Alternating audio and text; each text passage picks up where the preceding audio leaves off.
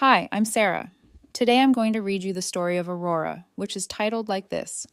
At a family dinner, Mom smiled, Dad joked, and my sister called me the best sister. I laughed and said, I'm done with all of them. They shouted, For what? I replied, I know what you're plotting against me. They turned pale. Well, let's begin. My name is Aurora, and I'm 33 years old. I work in accounting at a mid-sized company downtown and earn decent money. Not rich person money, but enough to afford a one-bedroom apartment in a good part of town and keep a healthy savings account that actually gets saved, not splurged on impulse buys.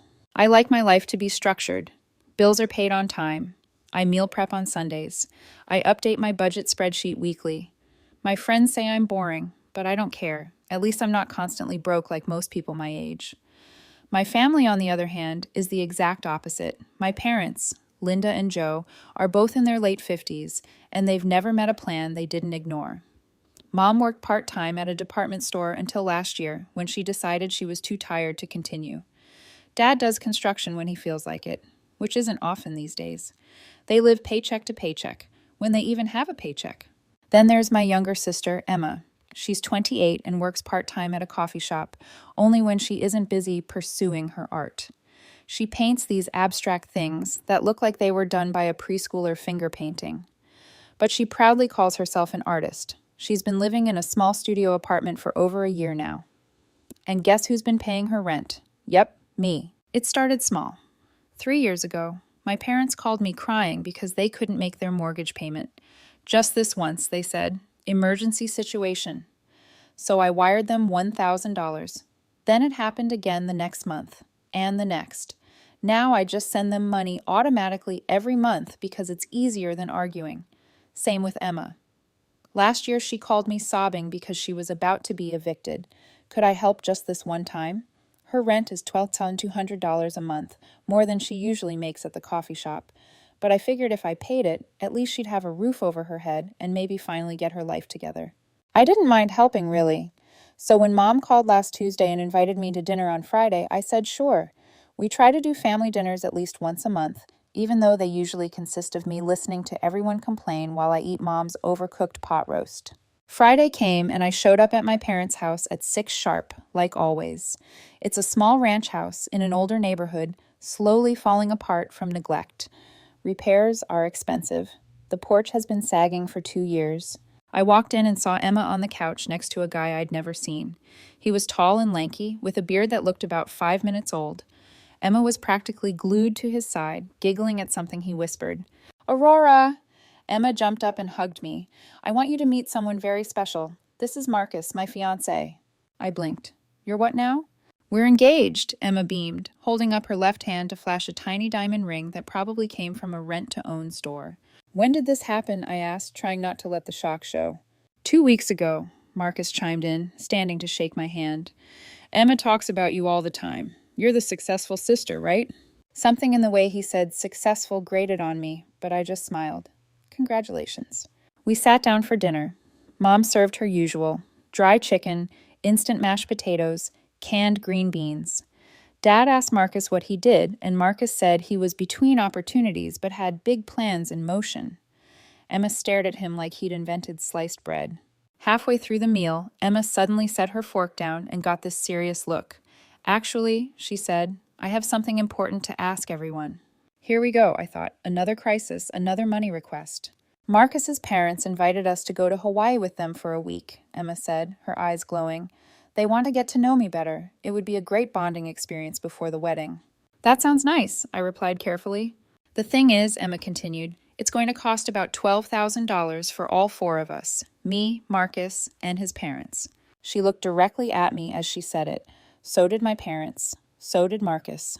I set my fork down. I'm not spending money on that, I said calmly. You can build a relationship with your in-laws without a luxury trip. Go for walks, host a dinner. There are plenty of free ways to bond. Emma's face soured instantly. Aurora, this is important to me, she whined. Marcus leaned in with an irritated expression. That sounds kind of rude, honestly. Emma and your parents told me you always help them financially. This is a big moment for our relationship. My parents nodded like puppets. I felt like someone had sucker punched me. They'd been talking about me, about how I always paid their way, like I was some bottomless ATM. And Marcus, just like the rest of them, expected something from me because I had my life together. I'm not wasting money on a vacation, I said evenly, but I'll be happy to help when you're actually preparing for the wedding. You know, something that matters. This conversation is over. The rest of dinner was icy. Emma shot daggers with her eyes. Marcus avoided looking at me. Mom and Dad exchanged those silent looks that said I was a disappointment. But I didn't care.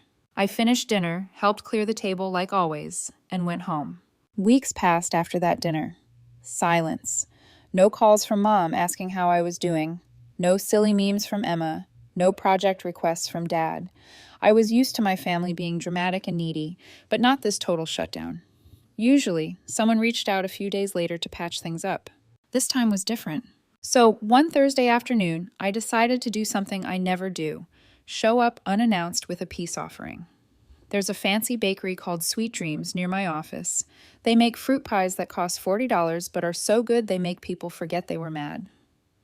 I picked up Mom's favorite, apple cinnamon with a shiny glaze. I told my boss I had a family emergency. It wasn't entirely untrue.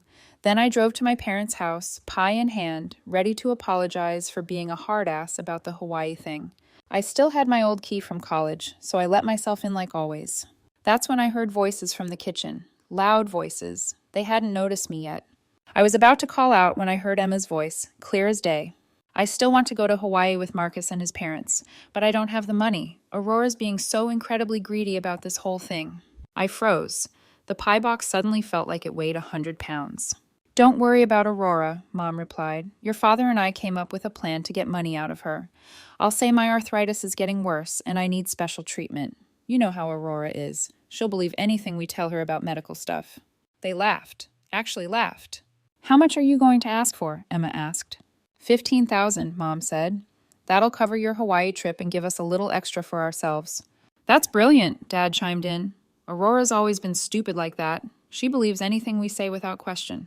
I expected Mom to defend me, to tell him to back off. She just laughed harder. You know the truth, she said. We only love Aurora when she gives us money. The rest of the time she just annoys us with her organizing and lectures about being responsible. I thought I was going to be sick. The pie box nearly slipped from my hands, but I caught it just before it hit the floor. I backed away quietly, stepped outside, then took a deep breath and knocked on the front door like I'd just arrived. Coming, Mom called out, her voice sugary sweet. When she opened the door, her face lit up like I was the prodigal daughter.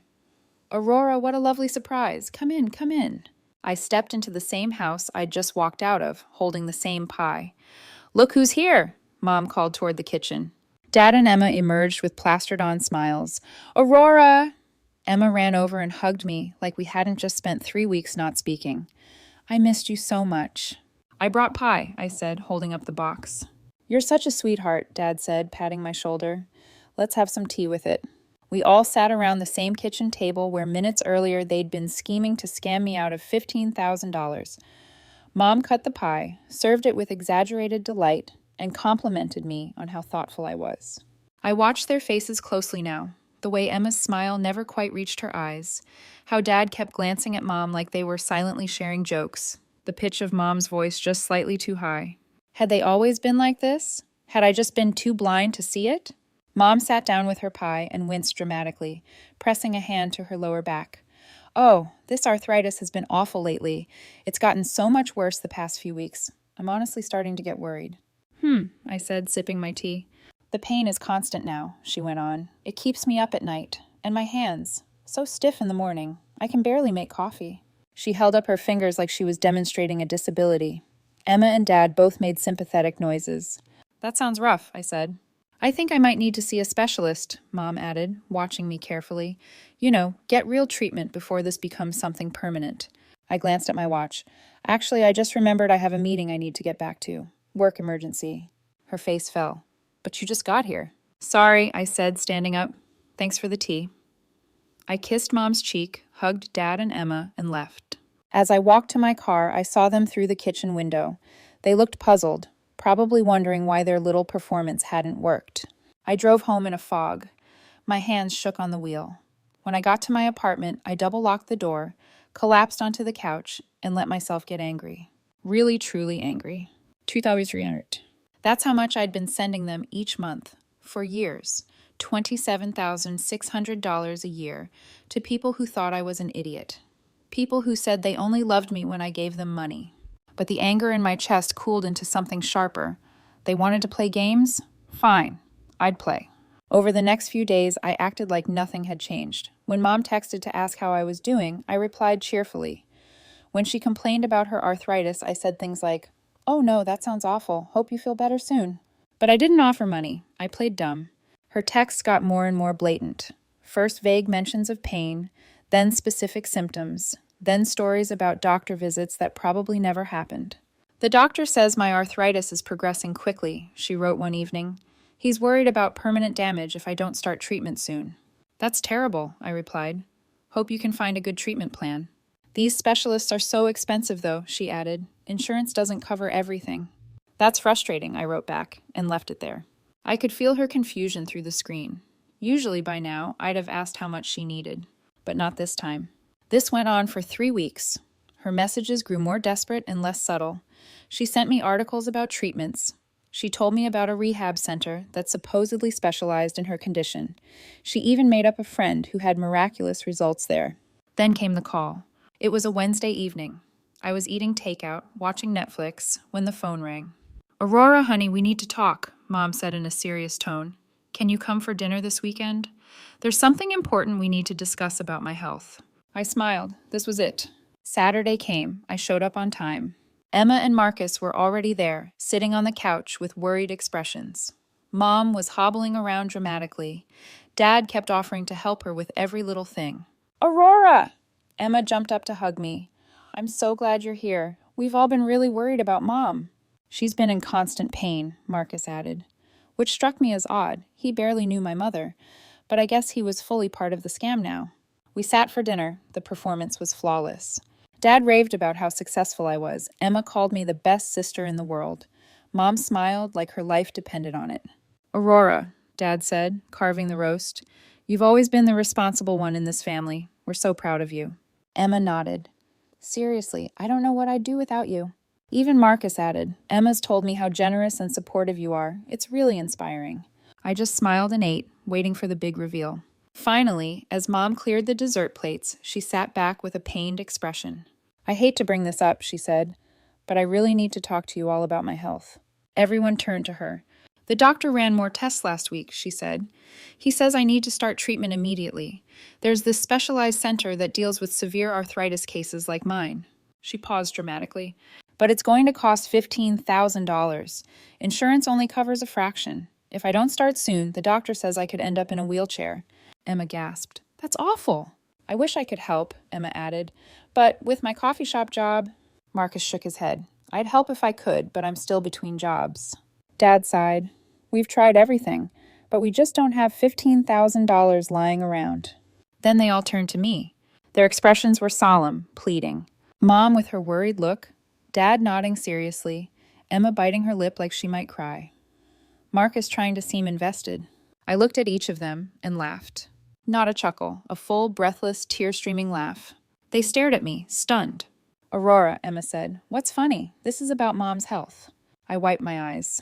"I know about your little conspiracy," I said calmly. Dead silence. Mom laughed nervously. "What conspiracy, sweetheart? I don't..." 3 weeks ago, I came by with a pie. I heard you, every word, about how you were going to pretend Mom was sick so you could get $15,000 from me, money you'd use to fund Emma's Hawaii trip.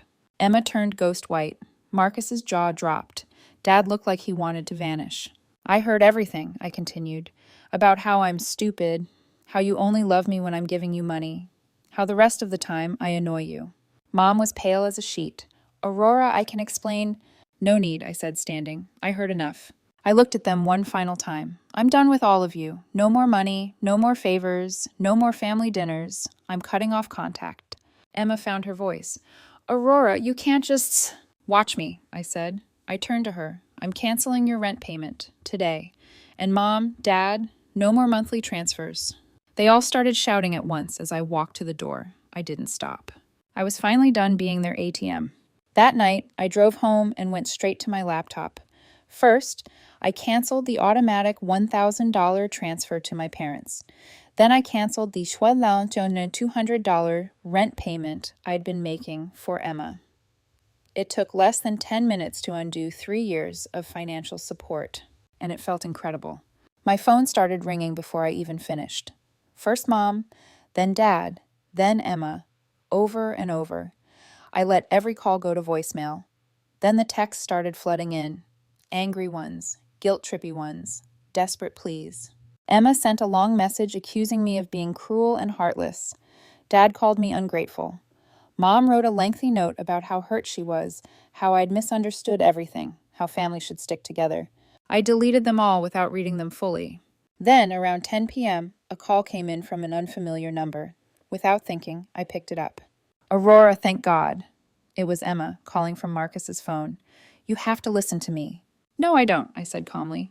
You're being selfish and cruel, she yelled. We're your family. You can't just abandon us like this. Watch me, I replied, and hung up. I blocked Marcus's number. Then I went through my contacts and blocked Mom, Dad, and Emma, too. If they wanted to reach me, they could send a letter. The next week was blissfully quiet.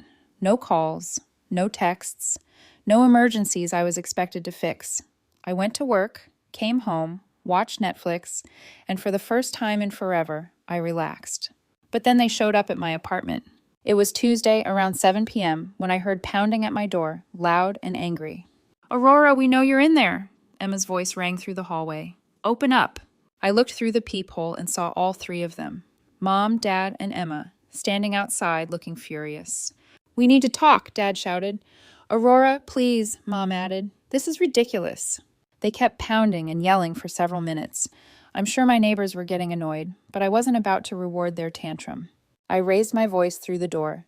If you don't leave right now, I'm calling the police. You wouldn't dare, Emma yelled. I pulled out my phone, dialed 911, and spoke just loud enough for them to hear. Yes, I need someone to come remove trespassers from my apartment building. The pounding stopped immediately. I heard them whispering angrily in the hallway, then footsteps retreating. They didn't come back. Not the next day, not the next week, not even after a month. It seemed like finally they got the message. I was serious. Through my cousin Lisa, who still talked to my parents sometimes, I started hearing bits and pieces about what was going on with them. Mom and Dad had to go back to work full-time to cover their expenses. Dad was taking on more construction jobs. Mom got hired at a local grocery store. They were tired and stretched thin, but they were managing. Emma had moved in with Marcus, but according to Lisa, it wasn't going well. They were fighting constantly because Marcus was annoyed that Emma wasn't contributing financially. Her coffee shop job barely covered her food and gas, let alone the rent. I felt a small twinge of guilt when I heard that, but not enough to change my mind. Emma was 28. It was time she figured out how to take care of herself. Has anyone mentioned me? I asked Lisa during one call. They bring you up sometimes, she said carefully. Your mom says she misses you, but mostly they seem angry. Good, I said. Let them be angry. The funny thing, I didn't miss them. I thought I would, especially on holidays and birthdays. But when my birthday came around in November, it was actually peaceful. No fake niceties, no texts from people who only contacted me when they needed something. I had more money in my savings than I'd had in years. Without sending $2,300 a month to my family, I was able to pay off my car early. I started saving for a down payment on a house. I made new friends at work. I started dating someone. Ryan, a sweet guy from the IT department. We had real conversations. He asked about my goals, not just my paycheck. I even took a vacation to Italy, something I dreamed about for years, but never could afford while I was supporting 3 other adults. For the first time in my adult life, I was living for myself. Lisa called again just before Christmas. Your family is going through a rough patch, she said. Your parents are exhausted from working so much. Emma and Marcus broke up last week. What happened? I asked, though I wasn't sure I really cared. Marcus got tired of supporting her. He told her she needed to grow up, get a real job, or find someone else to rely on. She moved back in with your parents. So, Emma was right back where she started. Except now, my parents couldn't enable her like before, because they were barely keeping themselves afloat. They keep talking about reaching out to you, Lisa said, especially with the holidays coming. I hope they don't, I answered honestly. Are you ever going to forgive them? I thought about it. Maybe someday, but not until they learn to stand on their own 2 feet. and not until they apologize for treating me like an ATM all those years. And if they never do? Lisa asked. I shrugged, even though she couldn't see me. Then I guess I'm better off without them. After we hung up, I sat in my quiet apartment, looked around at everything I'd built for myself, and realized something. I was happy. Genuinely, peacefully happy. For the first time in years, my life truly belonged to me.